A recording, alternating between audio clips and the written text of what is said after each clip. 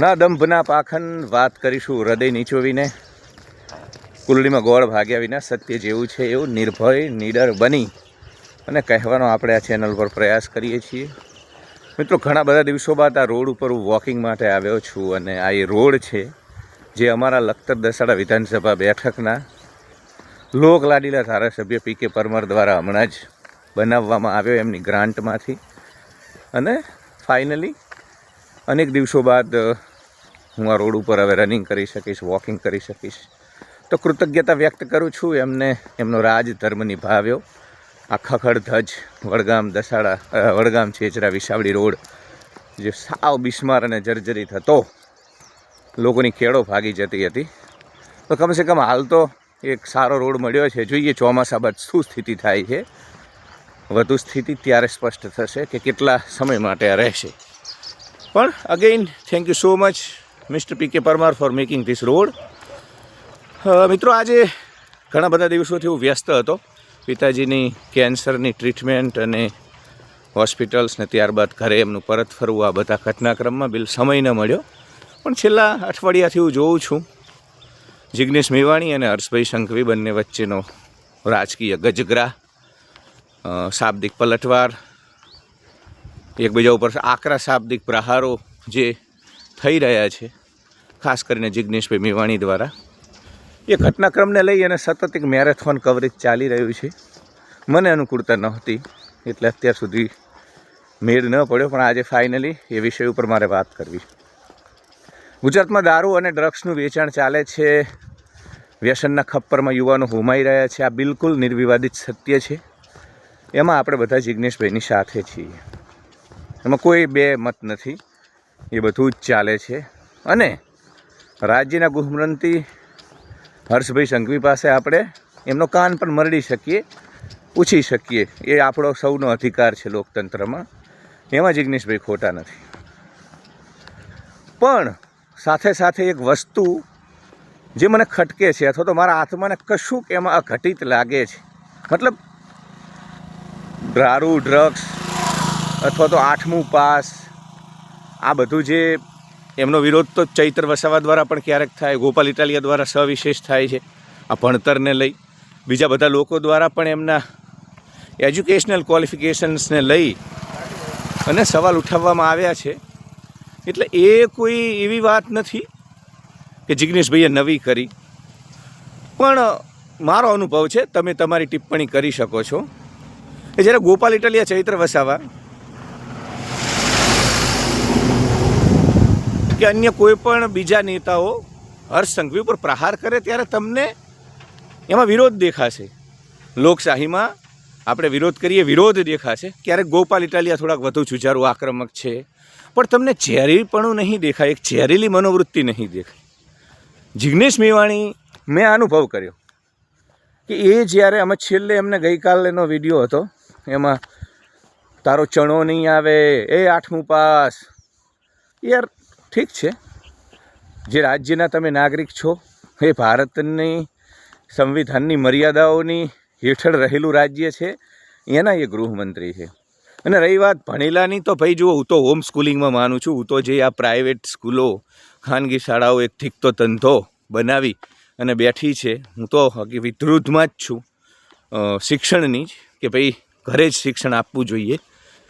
પણ છતાંય લોકો સરકારી શાળામાં મોકલે એમના છોકરાઓ, કેમ કે સરકાર અધધ ખર્ચો પણ કરે છે. તો શિક્ષણથી કોઈ કંઈ બહુ સક્ષમ બની જતો હોય એવું નથી હોતું. ભણેલા કરતાં ગણેલાનું વધુ મહત્ત્વ છે. એટલે 8મું પાસ છે એટલે સારા ગૃહમંત્રી બની જ ન શકે એવું ન હોય. દુનિયાના મોટા મોટા લીડરો, દુનિયાના જે યુગ પુરુષ, દુનિયામાં જેમને બહુ મોટા બદલાવ કરે, બધા લોકો અભણ હતા, ક્યારેય ભણ્યા નથી. કબીરદાસજી, સંત રવિદાસ, રોહિદાસ, આ લોકો ક્યારેય કોઈ ઉપનિષદ, વેદ કશું વાંચ્યા વગર એમની જે વાતો હતી એ ઉપનિષદો કરતાં પણ ઊંચું તત્વજ્ઞાન એમને જગતને આપ્યું. બીજા ઘણા બધા લોકો. એટલે કુશળ રાજનેતા બનવા માટે શિક્ષણ કરતાં એક મજબૂત વ્યક્તિત્વ હોવું જોઈએ, વહીવટી સૂઝ હોવી જોઈએ, વહીવટી પકડ હોવી જોઈએ, એક ડોમિનેટિંગ પ્રભુત્વ ધરાવતું વ્યક્તિત્વ હોવું જોઈએ, જે હર્ષ સંઘવીમાં છે. હર્ષ સંઘવીના 1000 દોષ હોઈ શકે અને આપણે એમને વિરોધ પણ કરીએ છીએ, પણ એ નિર્વિવાદિત હકીકત છે તો ગુજરાત જેવા રાજ્યને ચલાવવા માટે જે પ્રકારની સ્થિરતા જોઈએ એ સ્થિરતા એ વ્યક્તિ એટલે જે સુપર સીએમ છે એ વારંવાર 8મું પાસ ને આને લઈને પ્રહાર કરવા, કેમ કે એ કોઈ લાયકાત જ નથી. મેં ગોલ્ડ મેડાલિસ્ટ લોકોને સુસાઇડ કરતા જોયા છે. ગોલ્ડ મેડાલિસ્ટ લોકો, દુનિયાભરની ડિગ્રીવાળા લોકોને મેં અને દુનિયાભરની ડિગ્રીવાળા લોકોને મેં ખૂબ નબળા વહીવટકર્તા તરીકે જોયા છે.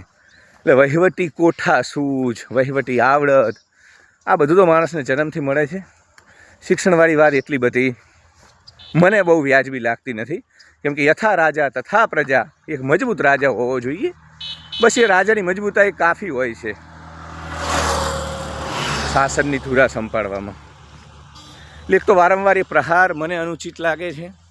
એમની વાતનો વિરોધ હોવો જોઈએ. આમાં ક્યાંક ને ક્યાંક વ્યક્તિગત વૈમનસ્ય, વ્યક્તિગત કટુતા, વ્યક્તિગત ઝેર ખૂબ જોવા મળે છે. એટલે તમે જોજો કે ચૈતરભાઈ, ગોપાલભાઈ પણ બહુ જ આક્રમક બની વિરોધ કરે છે, પણ તમને એમાં એ તમારો અનુભવ નહીં બને. તમને એ વખતે કશું ઝેર એમાં નહીં દેખાય. જિગ્નેશ મેવાણી જ્યારે બોલે છે ત્યારે એમાં વ્યક્તિગત કટુતા, દ્વેષ, વેરવૃત્તિ અને ઝેર. એટલે પોલીસ બીડા માટે પણ એમની જે ટિપ્પણીઓ છે એમાં પણ સાહેબ ગૃહયુદ્ધ જેવી સ્થિતિ પેદા કરવાના સંકેતો આપણને મળે. એટલે ક્યાંક ને ક્યાંક મારા મનમાં આ વાત હતી કે ભાઈ ગૃહમંત્રીનો કે સરકારનો જેટલો વિરોધ આપણે કર્યો છે એટલો રખે કોઈ ચેનલવાળાએ કર્યો હશે અને હજુ કરતા રહીશું. પણ યાર આમાં કંઈક આ મારા મનમાં એક વસ્તુ હતી કે આ વિરોધમાં વિરોધ કરતાં ઝેર બહુ છે, કટુતા, વિષ. એટલે ઝેરીલી રાજનીતિ તરફ જો ગુજરાતને લઈ જઈશું, ઝેરીલી મનોવૃત્તિ તરફ ગુજરાતને લઈ જઈશું. જગદીશ મહેતા સાહેબ ઉપર જે કંઈ થઈ રહ્યું છે એને લઈને પણ આપણે ગુજરાત સરકારનો કાન મરડ્યો જ છે કે ભાઈ તમે આ રીતે રાજકીય કિન્નાખોરી રાખી એટલે એ કોઈ દૂધે ધોઈલા નથી. પણ જિગ્નેશ મેવાણીની જે ભાષા, જે ટોન, જે રીતે એ બોલે છે એ અનઅપેક્ષિત છે. બિલકુલ એને ગ્લોરીફાય કરી શકાય એમ નથી. એક તંદુરસ્ત રાજનીતિ માટે આ બધો ઘટનાક્રમ ઠીક નથી, આવું મારું સ્પષ્ટપણે માનવું છે. તમે કમેન્ટમાં તમારો અભિપ્રાય જણાવી શકો. હું એ વ્યક્તિ છું જેને સૌથી વધુ જિગ્નેશ મેવાણીના સમર્થનમાં વિડીયો બનાવ્યા છે આજ દિન સુધી. અને હું એ જ વ્યક્તિ છું જે આજે કહું છું કે પટ્ટા ઉતારી નાખવા, ટોપી ઉતારી નાખવાથી લઈ 8મી પાસ સુધીના જે ટોન છે એ ટોનમાં વિરોધ કરતા વૈમનસ્ય અને ઝેર વધુ દેખાય છે, જે ક્યાંક ને ક્યાંક મને, મારા આત્માને એ વસ્તુ ઠીક નથી લાગતી. હર્ષ સંઘવીની ફેવર કરવાની વાત નથી. વહીવટી અમલદાર શાહીની સામે જિગ્નેશ મેવાણી, ગોપાલ ઇટાલિયા, ચૈત્ર વસાવા લડે, રાજુ કરપડા લડે, એના સમર્થનમાં સૌથી વધુ વિડીયો મેં જ બનાવ્યા છે. પણ યાર એક પાતળી સીમારેખા હોય છે જ્યાંથી વિરોધની રાજનીતિ વૈમનસ્ય અને ઝેર બને છે. અને ઝેરીલી રાજનીતિ બિલકુલ આવકારદાયક નથી. Love you all. Like, share and subscribe my video. Hike my video and support me.